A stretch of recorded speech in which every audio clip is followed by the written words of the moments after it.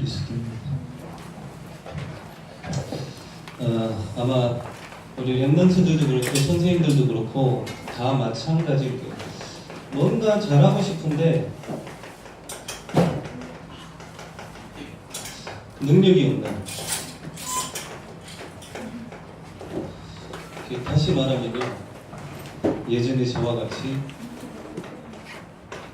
무능한, 아마 랩런트들도 그렇고 우리 선생님들도 그렇고 잘 못하고 싶은 사람은 없겠죠. 잘 하고 싶은데 뭔가 내게 능력이 없단 말이야.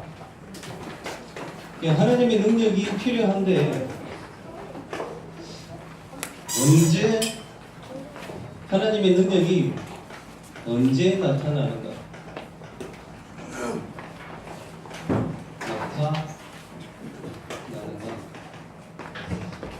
그래야 우리의 무능을 해결할 수 있고 이길 수가 있습니다. 지금부터 세 가지 싸움을 해야 되는데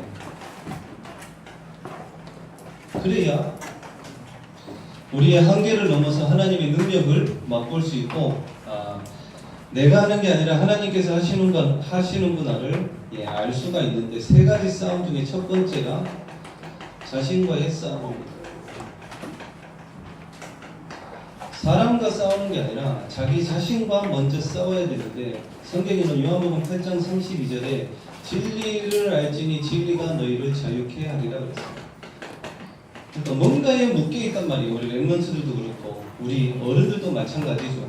근데 진리를 알게 되면 자유케 한다고 분명히 말씀에 나와 있습니다. 나 자신을 이길 수 있는 방법입니다. 그 첫 번째가 뭐냐? 나 자신과의 싸움에서 이길 수 있는 방법. 목사님이 어저께 장례식장을 갔다 왔어요. 밤에. 왜 갔느냐?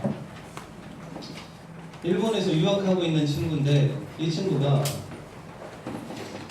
자전거를 타고 가다가 이 상거리에서 자전거를 타고 가다가 옆에서 오는 차에 다쳤어요.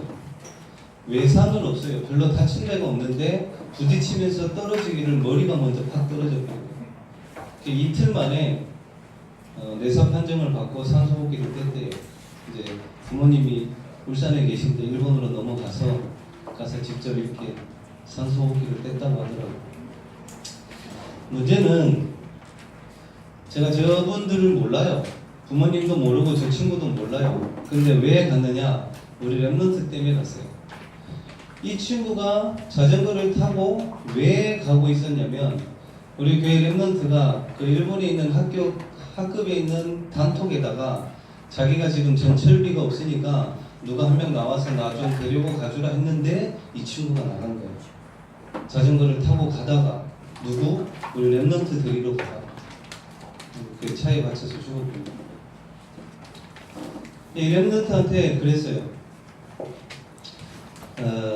많이 힘들게 보이더라고요. 일본에서 장례식을 일본에서 한 번 하고 여기 와서 또 하는 건데 너무 많이 울었다라고 지금은 눈물도 안 난대요. 어저께 가서 만나서 얘기를 해줬어요.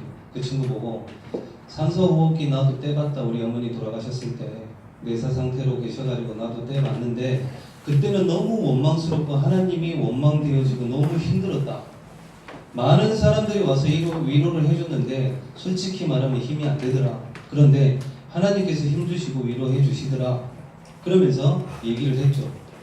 그때 당시에는 몰랐는데 그 뒤에 분명히 이게 있더라. 그때 당시는 너무 힘들고 어려운데 분명히 그 뒤에 하나님의 계획이 있더라. 네가 지금 너무 힘들고 네 때문에 저 친구가 죽었다라는 어떤 죄책감 그런 게 있을 수 있다. 그러나 생사화복의 주관자는 하나님이시다. 네가 아니라. 그래서 하나님의 계획과 하나님의 주권을 믿고 네 자신을 이겨라. 그리고 얘기를 했어요. 그 친구가 보니까 어저께 가서 보니까 이제 뭐 불교 쪽인 것 같아요. 집안이. 아버지는 SK 다니시고 뭔가 좀 위치가 있으신 것 같아요. 이채 국회의원하고 뭐 울산광역시장 뭐 그 기도 와있고 뭐 이렇더라고요. 아무튼 저는 그분을 모르지만 그 죽은 친구가 올해 3월달인가 5월달인가 돼서 예수님을 영접을 했어요. 우리 렘넌트를 통해서. 그래서 얘기를 해줬어요. 네가 없었으면 저 친구 구원도 못 받았을 거고 지옥에 갔을 텐데 네가 있어서 구원받고 하나님 나라에 간 거 아니냐, 천국 간 거 아니냐, 나중에 우리 가서 같이 한번 만나보자 이렇게 얘기를 했어요. 이렇게 어떤 문제와 사건 속에서도 하나님의 계획이 있음을 믿고 기다릴 수 있어야 나 자신을 이길 수가 있습니다. 하나님의 주권을 인정하고, 그리고 나 자신을 이길 수 있는 방법, 내 고집과 내 생각 늘 이게 붙잡아요. 그죠? 생각 많이 할 수 있습니다. 우리는 생각 속에서도 사람도 죽이거든요.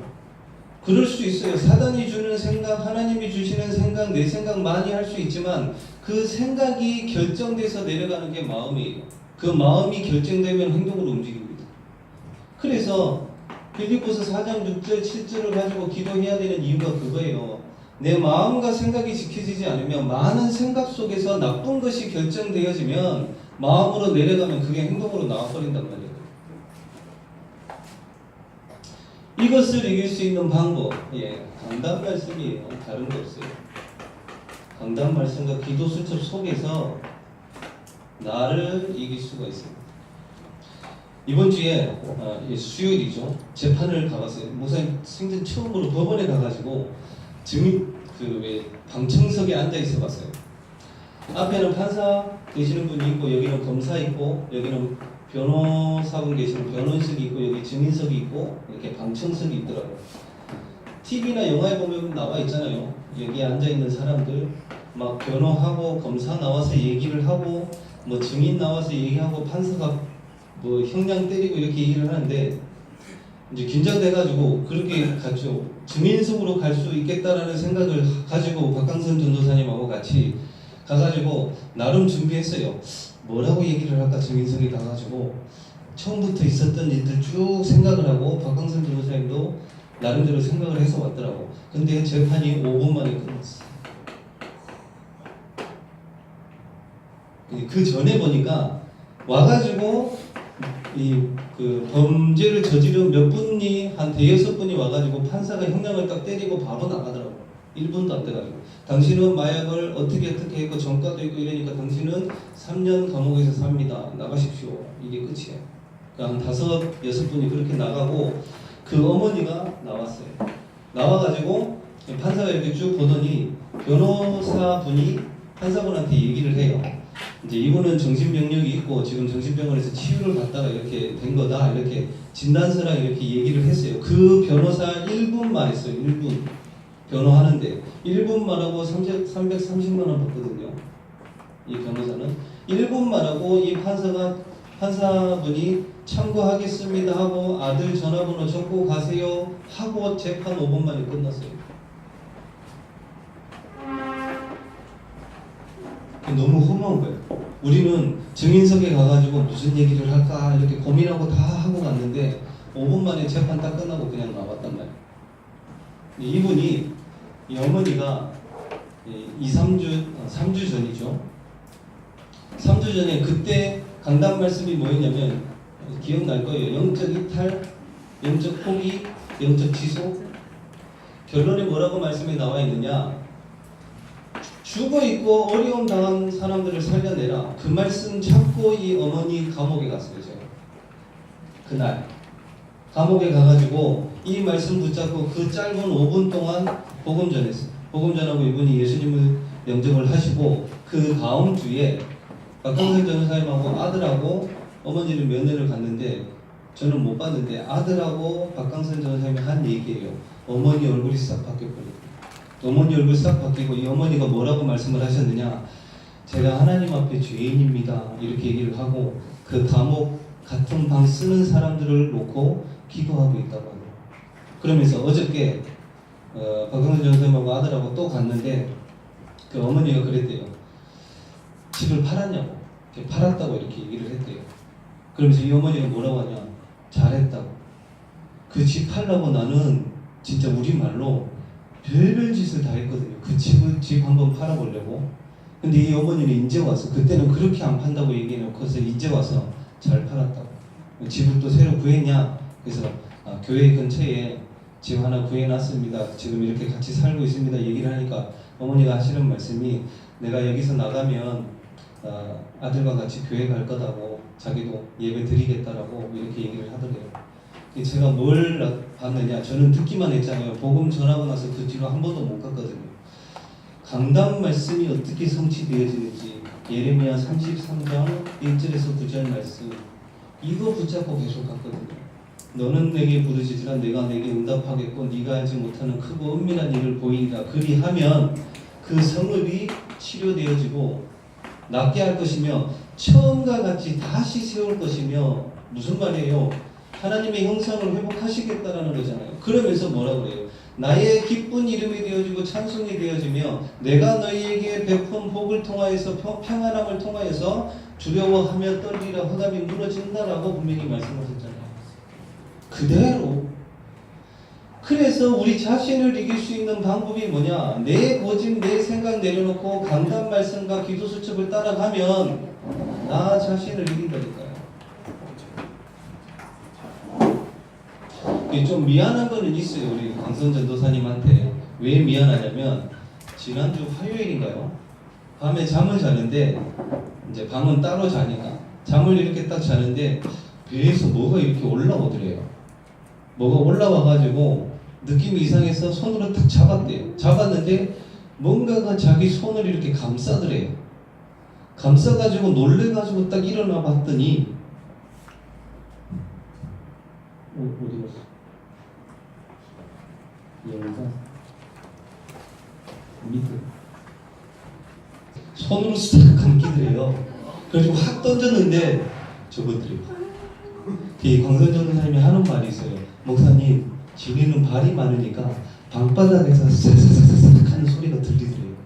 그 새벽에. 그래서 옆에 있는 그 아들을 깨웠더니 그 아들 보고 강선 전도사님이 저 좀 잡아주세요 그랬더니 그냥 자요. 그러고 자더라고요. 아들은 그런 쓰레기 더미에서 살았으니까 아무렇지도 않은 거예요. 강선 전도사님은 미치는 게 그 다음날 새벽에 그날 새벽 말고 그 다음날 새벽에 새벽 예배 가서 얼굴을 보니까 전사님 얼굴이 초췌하더라고. 왜 그러냐 그랬더니 잠을 못 잤대요. 또 올까봐.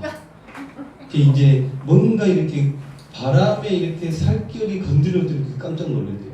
뭔가 이렇게 기어 올라올까 싶어가지고. 광선 전사님은 제대로 그렇게 본 적이 없대요. 진해 봤죠. 그 전에 뭐 봤느냐? 곱등이 봤죠. 그 전에 뭐 봤느냐? 요만한 바퀴벌레 봤죠. 자기는 처음 그렇게 본 거예요. 잡지도 못하고. 미안한 거는 있는데 제가 뭘 봤느냐?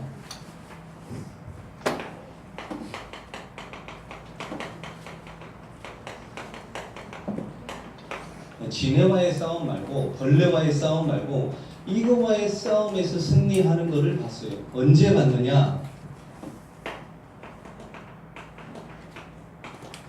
우리한테 분명히 주셨거든요. 누가복음 10장 19절의 말씀에 뱀과 정갈을 밟으며 원수의 모든 능력을 제어할 권능을 우리한테 주셨다고 했는데 이 어머니가 어떻게 저렇게 바뀌며 복음을 받고 지금 예배에 나오겠다라고 말씀을 하시느냐?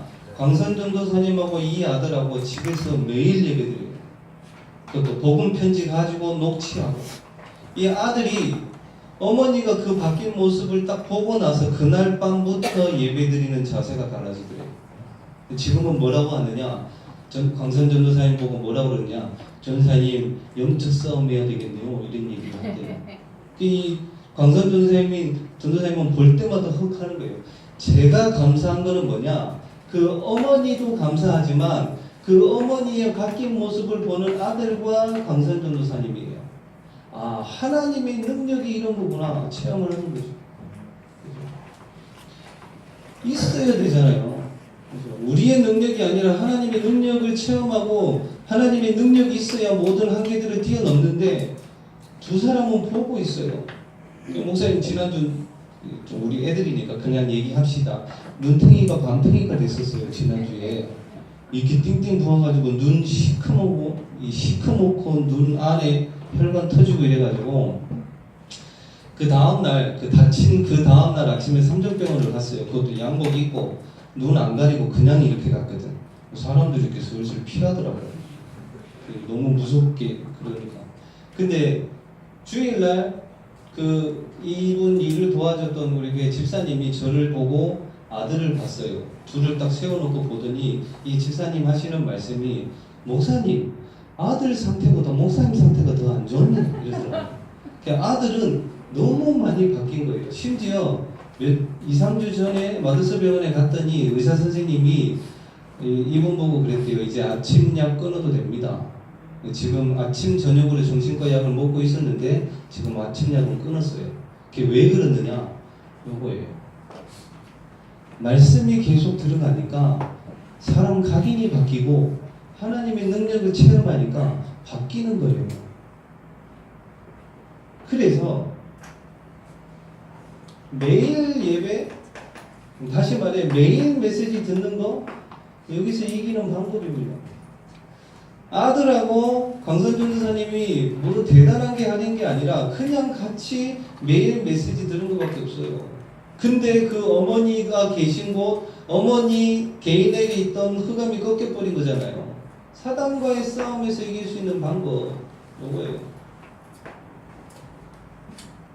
그래서 오늘 찬양에도 나왔던 스가랴 4장 6절 이는 힘으로 되지 않고 능으로 되지 않고 오직 여호와의 신으로 되느니라. 그래야 이길 수 있습니다. 우리의 능력이 아니라.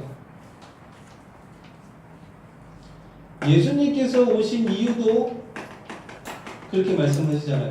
요한에서 3장 8절에 하나님의 아들이 나타나신 것은 마귀의 일을 멸하려 하심이라 분명히 약속하셨어요. 우리도 모르게 자꾸 속거든. 그리고 요한복음 16장 24절에 우리가 기도할 때에 지금 영적으로 어려움 당하고 정신 문제 많은 사람들, 육신에 문제 와 있는 사람 특징이 뭔지 알아요? 이게 없어요.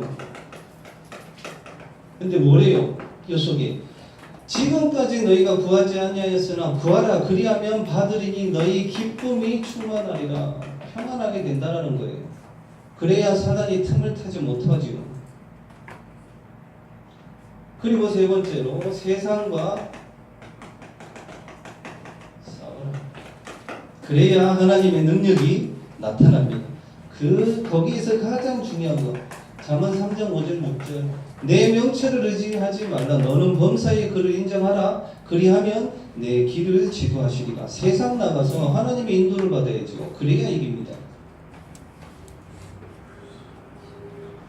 자, 고린도전서 4장 10절 고린도전서 4장 20절에 하나님의 나라는 우리가 가는 세상의 현장이 하나님의 나라가 되어야 되는데 하나님의 나라는 말에 있지 않고 하나님의 능력에 있습니다. 그렇죠? 우리가 가는 현장에 하나님의 능력으로 가야죠. 말을 잘해도 되고 못해도 됩니다. 그러나 하나님의 능력으로 세상 나가서 싸워서 이겨야 됩니다. 렘넌트들이 나 자신과 그리고 사단과 세상에 나가서 진짜 하나님의 능력을 가지고 자신도 사단도 세상도 이기는 우리 렘넌트들 되시기를 예수 그리스도 이름으로 축원드립니다. 꼭 이기시기 바라고 오늘 잘못 알고 있는 그리스도, 잘못된 신앙 어떤 게 잘못된 신앙이냐 여기에서 요거를 빼볼게요. 진짜 못된 신앙이 뭔지 알아요? 나만 아는 거. 이스라엘 백성들이 그랬다니까. 유대인들이 자기들만 선민이고 이 메시아는 자기 나라를 이 속국되어 있는 자기 나라를 벗어나게 해줄 그런 메시아로 알고 있는 거예요. 잘못 알고 있는. 그리고 자기들만 선택받은 백성이라는 거. 진짜 못된 신앙이 뭐냐? 자기만 아는 거예요. 남이야 죽든지 말든지 상관없는. 그거는 불신자들도 하는 거잖아. 우리는 다른 사람 살리는 어떤 경우에도 그게 올바른 사람들의 신앙입니다. 이런 사람들이 지도자가 돼요. 그리고 잘못 알고 있는 그리스도. 오늘 말씀해 보니까 어떤 사람은 엘리야라고 합니다. 이거는 뭐냐면 렘넌트들도 꼭 그래야 돼요. 평상시에 하나님과 소통하는 시간 없이 내가 뭔가 잘 될 거다. 그거는 이 기적을 바라는 거죠. 신비주의. 저도 해봤거든요. 학교 다닐 때. 공부 하나도 안 해놓고 하나님 요번에 시험 잘 치게 해주십시오. 기도는 아니에요. 공부는 하나도 안 하고. 그게 신비주의. 평상시에 할 수 있는. 그리고 예수님이 질문을 하잖아요. 그죠? 사람들이 나를 누구라 하느냐고 질문을 하잖아요. 세례요한적인 것이 또 있습니다. 남을 정죄하고 비판하고 하는 이런 거 좋아하는 사람이 있거든요. 조금 전문 용어로 야당 기질이라고 합니다. 뭘 하면 반대라. 뭘 하면. 그냥 아까 제자 모임 때도 얘기를 했는데요. 창세기 12장 3절에 물어볼까요? 여기에는 뭐라고 되어 있느냐면 하나님이 그래요. 내가 너를 축복하는 자를 축복하고 내가 너를 저주하는 자를 저주한다라고 이렇게 말씀에 나와 있습니다. 그러면 제가 만약에 이러면 안 되지만 지은미 권사님을 저주를 했어요. 권사님 저주 받아요? 안 받아요? 안 받아요? 이 말씀에 그렇게 나와 있는데요. 내가 너를 저주하는 자를 저주하고 너를 축복하는 자를 축복한다. 저주 받을까요? 안 받을까요? 안 받아요? 왜요? 하나님 자녀이기 때문에. 그럼 불신자한테 하면요? 그럼 봉환쌤, 제가 봉환쌤을 축복을 한다. 축복 받아요? 안 받아요? 받아요. 받아요? 그럼 제가 봉환쌤을 저주를 하고 목사니까 잘 봐요. 창세기 12장에 보면 내가 너를 저주하는 자에게 저주하고 내가 너를 축복하는 자에게 축복한다고 얘기를 하잖아요. 우리가 저주를 하기 때문에 저주를 받고 우리가 축복을 하기 때문에 축복을 받는 게 아니라 그 주체는 하나님이라는 거예요. 이해되십니까? 우리가 저주한다고 해서 그 사람이 저주를 받는다? 그게 아니죠. 하나님이 주체인 거예요. 그래서 이거 할 필요 없다라는 거예요. 세례요한 되지 마세요. 그죠? 하나님이 하시는, 다윗이 그랬잖아요. 하나님이 하시는데 놔두라고 하잖아요. 그죠? 우리는 우리 할 일 하면 돼요. 그리고 예레미야. 이 선행 많이 봅니다. 착한 사람들이 더 복음 안 받아. 왜? 자기는 의롭다 그거예요. 그리고 선지자 중에 하나. 지식이 필요합니다만 그것이 복음의 본질은 아닙니다. 사람들이 잘못 알고 있는 거죠. 그때 베드로가 고백을 하죠. 주는 그리스도시요 살아계신 하나님의 아들이시오. 예. 우리도 그럴 수 있습니다. 지금 세상의 모든 사람들이 길을 잃고 방황하고 있는데 예수님만이 길이라는 사실, 요한복음 14장 6절. 우리 길도 예수 그리스도밖에 없어요. 그리고 우리의 죄 문제, 로마서 8장 2절 분명히 해방받았다고 했고요.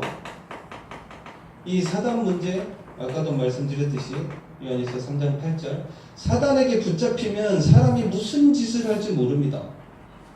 요즘 뉴스 보세요. 뉴스 보기도 민망하고 너무 그래요. 아니 어떻게 자기 3살짜리 아이는 침대에 묶어놨는데 뭘로 묶어놨느냐? 개의 목줄을 묶어놨어요. 개의 목줄을 묶어가지고 침대 기둥에 매달아 놓고 자기들은 밖에 나가서 손님 왔다고 술 파티하고 있어요. 근데 이 애가 질식해가지고 죽었단 말이에요. 이번 주에 일어난 일이에요. 근데 그 뉴스를 보는데 그 밑에 쭉 뉴스를 보는데 1살, 3살, 8살 울산 장애인 유치원에 무슨 학대 얼마나 많은지 몰라요. 사람이 뭔가에 딱 잡혀버리면 무슨 짓을 할지 모르는 거예요. 근데 우리는 알잖아요. 우리는 이 문제를 해결하신 분이 그리스도밖에 없다라는, 그 그리스도가 우리 안에 계시고 우리와 함께 하시고 우리를 인도해 가신다라는 사실 믿습니까? 진짜로 믿으셔야 돼요. 우리는 하나님께 질문하기 전에 뭐부터 해야 되느냐? 하나님이 질문하시는 거에 대답부터 해야 돼요. 예수님이 그러잖아요. 마리아와 마르다의 오빠 누구예요? 나사로가 죽었잖아요. 그때 예수님이 그 나사로를 보고 우시면서 사람들한테 물어봐요. 얘기를 합니다. 이 나사로가 살겠느냐?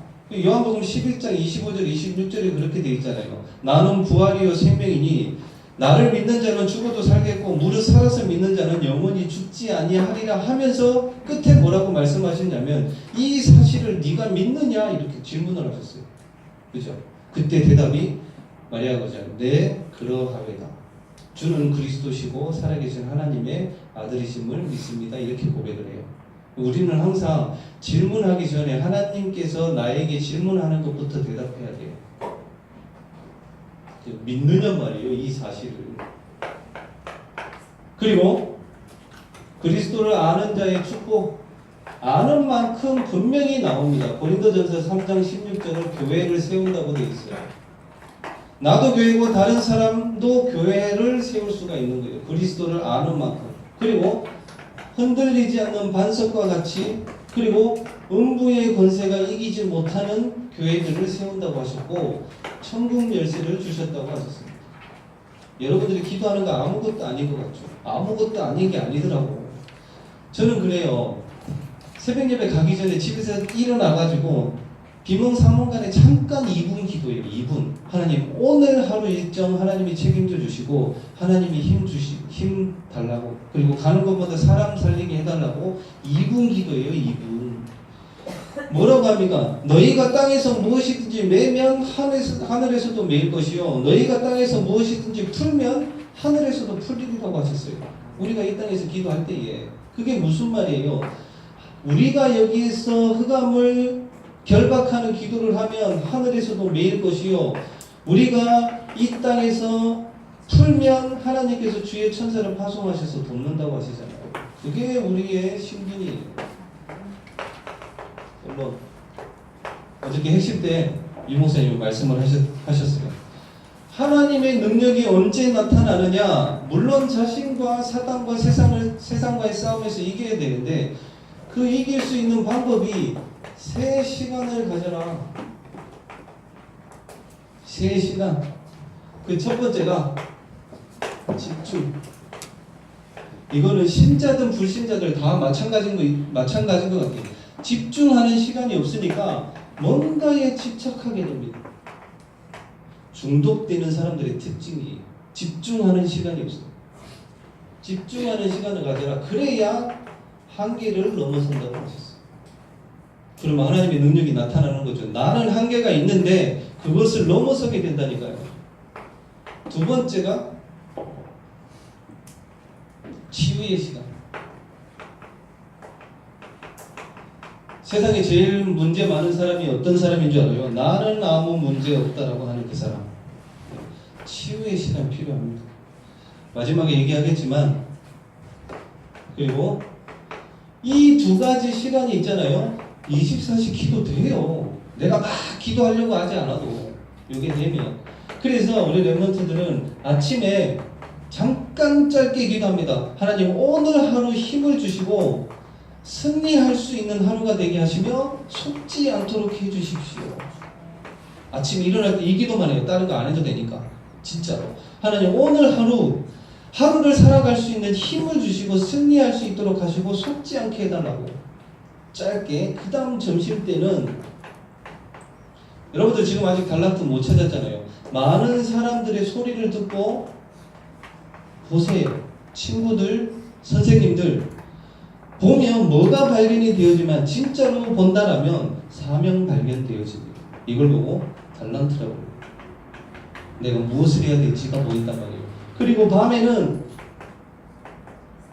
치유되어지. 내가 오늘 하루를 살아오는데 어떻게 살아왔느냐. 가장 많은 게 뭔지 알아요? 내가 하나님과 상관없이 살았구나. 그게 깨달아지면 치유 시작됩니다. 그것만 깨달아져도. 요즘에는 하나님이 좀 그러신 것 같아요. 제가 능력이 없는 걸 아시고 하나님이 아예 사람을 가둬놓고 복음 전하게 만들더라고요. 왜 등짝에 문심했던 분 있잖아요. 그분이 병원에 또 입원을 했어. 입원을 해가지고 이제 복음을 전하고 예수님을 영접을 하고 이분도 이제 나오면 같이 신앙생활을 하기로 이렇게 했는데 일단 그분 집에도 가보니까 이분이 정신병원에 들어가는 이유가 뭔지 알아요? 그분 집을 가보니까 옥탑방이라 3층에 옥탑방인데 에어컨도 없어요. 얼마나 더럽고 냄새나고 더운지 이분이 병원 들어가는 이유 너무 더워서 들어간다. 겨울에 한 번 또 들어간대. 왜? 너무 추워서 들어간대. 2달 갔다가 나오는 거야. 사람 사는 거예요. 나이도 이제 49살밖에 안 됐는데. 그게 메시지가 진짜 정확한 게 뭐냐면 복지 대상자를 더 이상 복지 대상자로 만들지 마라. 그 복지 시스템이 좋은 건데 어떻게 보면 사람 인생을 완전히 망쳐버리는 거잖아요. 그렇게 살아가요 평생. 그래서 하나님이 주시는 힘이 있으면 만남부터 달라집니다. 진짜로 만남부터 달라져요. 그리고 보이고 들립니다. 우리 랩런트들이 이번 한 주간도 그렇지만 이번 여름에 진짜 하나님의 능력을 체험하고 하나님이 살아계시고 나와 함께 하심을 진짜로 체험할 수 있는 그런 한 주간 되시고 그런 여름 되시기를 예수 그리스도 이름으로 축원드립니다. 기도하겠습니다. 하나님 아버지, 우리가 뭔가 잘하고 싶은데 능력이 없음을 보게 됩니다. 그래서 하나님의 능력이 필요한데 하나님의 능력이 언제 나타나는지 오늘 말씀을 통해서 봤습니다. 우리 자신을 이기며 사단을 이기며 세상을 이길 수 있는 말씀을 허락하여 주시고 그 무엇보다도 강단의 말씀을 따라서 하나님의 말씀이 성취되어지는 것을 확인하는 우리 렘넌트들 되게 하시고 아침에 힘을 얻고 점심시간에 점심때 낮에는 사명을 발견하며 밤에는 치유받을 수 있는 우리 렘넌트들 될 수 있도록 그래서 하나님께 최고로 영광을 올려드리는 우리 렘넌트들 되게 하여 주시옵소서. 살아계신 예수 그리스도 이름으로 기도드리옵나이다.